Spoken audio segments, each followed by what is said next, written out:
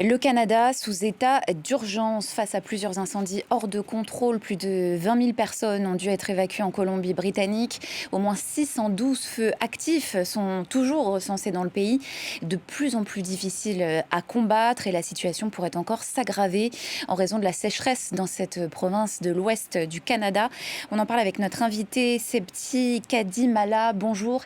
Bonjour. Commandant, merci d'être avec nous sur France 24. Vous êtes officier de sapeurs-pompiers, porte-parole de la sécurité civile. Les pompiers français qui ont déjà été dépêchés en 2023 pour lutter contre ces gigafeux au Canada, qu'est-ce qu'il a de redoutable, ce territoire canadien ? Eh ben, pour contextualiser, en effet, le Canada se distingue par son immensité. Finalement, déjà, imaginez bien que sur tout le territoire, vous avez 40% du territoire canadien qui est un territoire boisé. Donc vous avez des forêts. C'est un excellent combustible, c'est une matière à brûler qui peut, lorsque vous avez une éclosion d'incendie, peut provoquer des méga-feux, comme on l'identifie. Et c'est aussi vous dire que on est sur 10 millions de kilomètres carrés de territoire, là où en France, on est à environ 550 000 kilomètres. Donc finalement, au Canada, l'enjeu est différent puisque vous pouvez avoir énormément d'espaces forestiers éloignés d'une zone urbaine. Donc la tactique de lutte contre le feu de forêt sera différente de ce que nous on peut connaître en France. Des renforts ont pu être demandés en 2023 puisqu'on commençait à se rapprocher de zones urbanisées, donc de points sensibles ou de points d'intérêt vitaux tels que des centrales électriques. Donc ce qui s'est passé en 2023, visiblement au moment où on se parle, n'est pas encore le cas en 2026, mais c'est une réflexion que aura le commandant des opérations de secours. Voilà, ce sont plus de 4 millions d'hectares qui sont déjà partis en fumée au Canada depuis le début de l'année. Le Canada qui n'a donc pas les moyens ni humains ni techniques de faire face à tous les incendies sur l'ensemble de son territoire pour les raisons que vous venez d'évoquer. Concrètement, que deviennent les incendies laissés à l'abandon, ceux impossibles à éteindre ? Alors finalement, d'ailleurs, c'est une doctrine qui est assez différente de la nôtre. Je vais la contextualiser aussi. Vous dire qu'en France, notre tactique à nous, notre stratégie, c'est une attaque précoce et massive du feu. C'est d'ailleurs pour ça qu'on a 85% des feux en France qui ne dépassent pas les 2 hectares et 95% des feux de forêt qui ne dépassent pas les 5 hectares. Pourquoi ? Parce qu'on a une forte densification du territoire qui fait que rapidement, il faut qu'on éteigne l'incendie pour pouvoir justement protéger les personnes, les animaux, les biens et l'environnement. Au Canada, c'est un autre sujet. On est sur, comme je vous disais, des massifs à perte de vue, sur une grande surface de l'ordre de milliers de kilomètres carrés.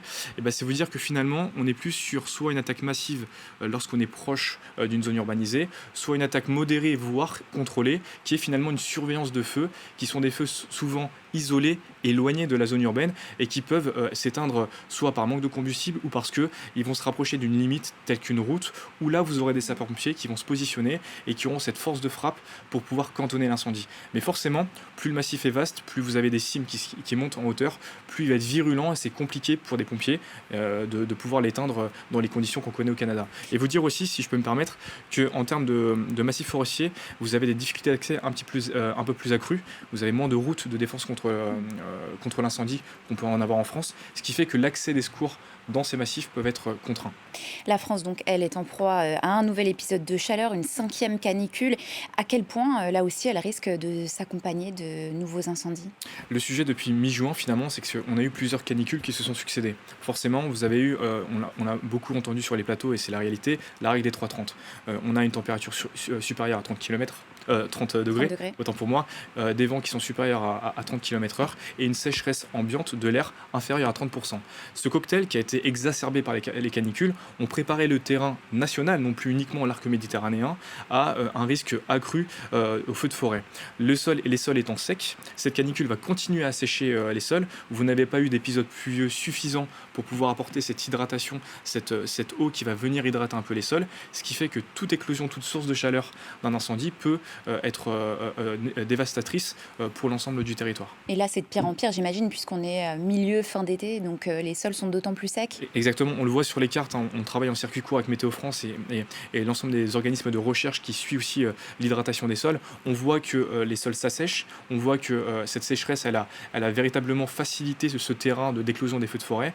On a juste une chance cette semaine, par exemple, c'est qu'on a un peu moins de vent, mais on ne baisse pas notre vigilance, puisque avec un sol sec, il ne faut qu'une simple source de chaleur chaleur, un mégot finalement qui peut, au contact de la végétation, provoquer un incendie et prendre des envergures qu'on a pu connaître dans les semaines précédentes. Alors justement, où situez-vous le risque actuellement? C'est l'action humaine ou bien c'est la sécheresse des sols? Qu'est-ce qui va mettre le feu aux poudres pour ces incendies? Vous répondre que finalement 9 feux de forêt sur 10 sont provoqués par l'homme. Donc majoritairement, on est sur des actions humaines. On a vu cet été de plus en plus d'actions criminelles, donc des actions de pyromanes qui volontairement ont souhaité mettre un incendie et qui ont provoqué des résultats qu'on connaît maintenant. Mais c'est finalement l'homme, de manière générale, qui peut lui aussi cantonner, réduire ce risque en adoptant des gestes de prévention. On évite de jeter des mégots sur la route quand on part en vacances. On évite de faire des barbecues dans des zones, Non des seulement on espaces évite, naturels. mais on ne le fait pas. On ne fait pas tout court, exactement. On ne Oui. fait pas tout court. On ne fait pas de barbecue sur une zone, un espace naturel boisé. On évite. Enfin, en fait, on ne crée pas de source de chaleur finalement dans des espaces naturels verts. C'est même faire du bricolage quand vous êtes sur une vigilance orange canicule. On ne fait pas de bricolage alors que vous avez un soleil qui tape sur le sol toute la journée. On attend, on adapte son emploi du temps ou alors on décale ces activités-là puisque on génère des sources de chaleur, on utilise des outils qui sont des sources de chaleur, des moteurs chauds qui, sur une simple étincelle, peut provoquer l'éclosion d'un incendie. Vous appelez souvent à ce que, je vous cite, hein, tous les citoyens deviennent les premiers pompiers de France. Qu'est-ce que ça veut dire? En fait, ça veut dire que un feu, ça ne s'éteint pas uniquement avec les sapeurs-pompiers, ça se prévient. Le meilleur feu, c'est celui qui est éteint avant même qu'il y ait une éclosion. Donc, dès lors que le citoyen adoptera ces gestes de prévention, il luttera efficacement contre l'incendie. Et finalement, c'est notre sacerdoce à tous, et les pompiers, mais finalement, on l'espère aussi les citoyens. Combattre le feu, ce n'est pas uniquement y mettre de l'eau, c'est aussi éviter les gestes qui peuvent faciliter son éclosion. Donc ne pas jeter de mégots par la fenêtre, ni des voitures, ni nulle part d'ailleurs. Ne pas faire de barbecue, Ne pas faire de bricolage ne aussi. pas faire de bricolage, ne pas déboiser, ne pas Alors, débroussailler. justement, alors on peut débroussailler hors saison estivale, puisque c'est même important. On l'a vu d'ailleurs en termes de retour d'expérience, que ce soit à Bordeaux comme dans le Var, dans les zones où il y a eu d'importants feux de forêt. Beaucoup de maisons ont pu être préservées parce qu'elles avaient autour d'elles elles avaient un débroussaillement. Ça veut dire que la végétation avait été retirée ou réduite au minimum, de manière à pouvoir empêcher le feu d'avoir du combustible, de la matière pour pouvoir se nourrir. Parce que je le rappelle quand même, un feu c'est un triangle. C'est un combustible, donc c'est de la matière à brûler, c'est un comburant de l'oxygène et c'est une énergie d'activation qui est la chaleur. Si on travaille sur le combustible, on casse le triangle du feu et ce débroussaillement permet justement d'éviter sa propagation. Et donc ça, c'est à faire en dehors des périodes Oui. estivales ou en amont. Quel est aujourd'hui le comportement le plus dangereux que vous continuez à voir en ces périodes de canicule? Alors sur la canicule, parce que la canicule c'est plusieurs risques, hein, je vous dirais du coup déjà un des principaux comportements sur la canicule, c'est le fait de ne pas boire, parce que ça exacerbe le nombre de malaises. C'est aussi le fait de se noyer hors des zones surveillées. C'est aussi se baigner finalement dans des zones où finalement on ne prévient pas ses proches, on rentre dans l'eau mais on n'y va pas progressivement et du coup on provoque des chocs thermiques. Ça c'est le premier sujet, l'augmentation des malaises et les noyades. Et puis vous avez toujours ce risque d'incendie où tout comportement, toute utilisation de sources de chaleur proche d'un espace naturel va provoquer, va faciliter l'éclosion d'un incendie, là où au moment où on se parle, on est sur des conditions astrométéorologiques qui sont extrêmement défavorables pour la protection de l'environnement. Est-ce que cette superposition des risques, ça met justement aujourd'hui les secours sous une pression supplémentaire? On est clairement sur un enjeu opérationnel cet été, hein, c'est d'ailleurs le principal enjeu, c'est cette forte pression opérationnelle. Pourquoi? Le sapeur-pompier, sa mission exclusive, c'est de la lutte contre les feux de forêt, de la lutte contre l'incendie de manière générale. Mais c'est aussi des secours et des soins d'urgence aux personnes. C'est les départs en ambulance, c'est les malaises, c'est les personnes en arrêt cardio-respiratoire. Et tous ces accidents-là sont en augmentation sur l'arc méditerranéen, par exemple, qui est déjà une zone de forte vigilance feu de forêt, parce que vous avez une pression touristique. Et puis quand vous avez une canicule, on a une augmentation aussi des personnes qui se noient. Donc vous avez aussi une augmentation de l'accidentologie dans la zone aquatique, et puis vous avez aussi une augmentation de l'accidentologie au niveau du risque routier, parce qu'un important flux de personnes vont descendre vers le sud de la France pour travailler. Imaginez bien justement nos pompiers, nos sapeurs-sauveteurs, qui vont devoir, sur l'arc méditerranéen, et puis maintenant un peu plus au nord, parce que le feu de forêt, ça devient un enjeu national, on commence à avoir dans le sud de la France des luttes contre des violents feux de forêt qui nécessitent beaucoup de personnel, Mais en parallèle de ça, il faut aussi être sur le littoral et travailler sur cette pression touristique qui génère aussi des malaises.